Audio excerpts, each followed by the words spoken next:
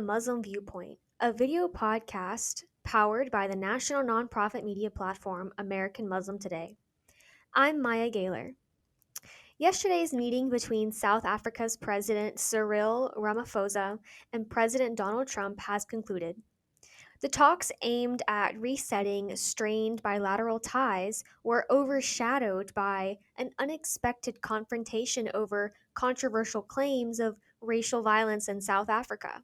The meeting held in the Oval Office turned tense when President Trump confronted Ramaphosa with videos and printouts alleging a so called white genocide in South Africa, a narrative widely discredited by experts and South African authorities alike. The materials included footage of opposition figures chanting inflammatory slogans and articles claiming targeted attacks on white farmers. Despite the ambush, President Ramaphosa remained composed. He responded that violence in South Africa affects all citizens regardless of race and reiterated that such chants do not reflect government policy. His delegation, which notably included prominent white South Africans, two golf legends, agriculture minister, and the country's wealthiest businessman, reaffirmed that while crime is a serious issue, there is no evidence of racial targeting. Agriculture Minister John Steenhuisen, himself an Afrikaner, told Trump that South Africa's commercial and smallholder farmers are committed to staying and building the country. Business mogul Johan Rupert added that while criminality is rampant, Black South Afrikaners are statistically more likely to be victims. The White House meeting, which started with golf-related pleasantries, included South African golf champion Ernie Els, who offered a gift, a 14-kilogram golf book. Trump, reportedly amused, also received appeals from the South African side to increase trade cooperation. Despite the initial confrontation, President Ramaphosa described the meeting as very well upon leaving the White House. Later, at a press conference in Washington, he characterized the visit as a great success and emphasized the importance of continued engagement between the two nations. He said his team had a robust engagement and a rather pleasant lunch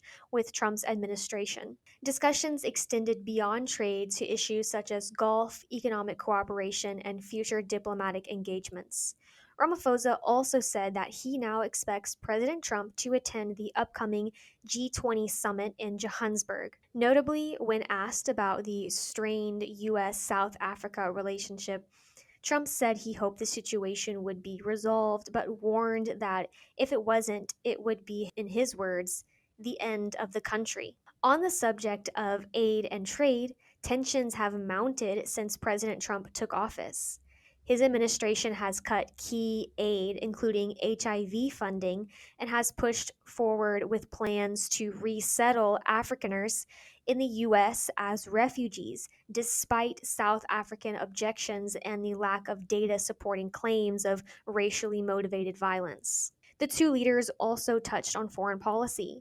According to sources, the Trump administration may be pressuring South Africa to drop its genocide case against Israel at the International Court of Justice in The Hague, a case related to the war in Gaza, which has left more than 53,000 Palestinians dead since October 2023. The meeting also exposed geopolitical realities. South Africa, reliant on trade with the U.S., its second largest partner after China, has stressed that constructive dialogue is essential. Ramaphosa's remarks ahead of the visit highlighted this urgency.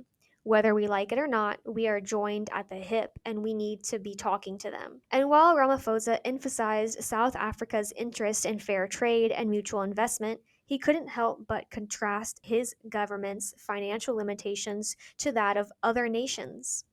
In a lighter moment, he reportedly remarked, "I don't have a plane to give President Trump like Qatar." The broader implications of this visit remain to be seen, with the African Growth and Opportunity Act, or AGOA, set to expire in September and U.S. companies seeking regulatory concessions in South Africa. The stakes are high. For now, President Ramaphosa leaves Washington having maintained composure under pressure and with a tentative path forward for renewed engagement.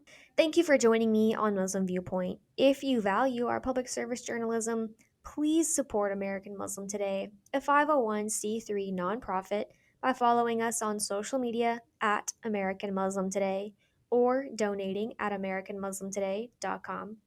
Before you go, don't forget to hit that subscribe button. Until next time, I'm Maya Gayler.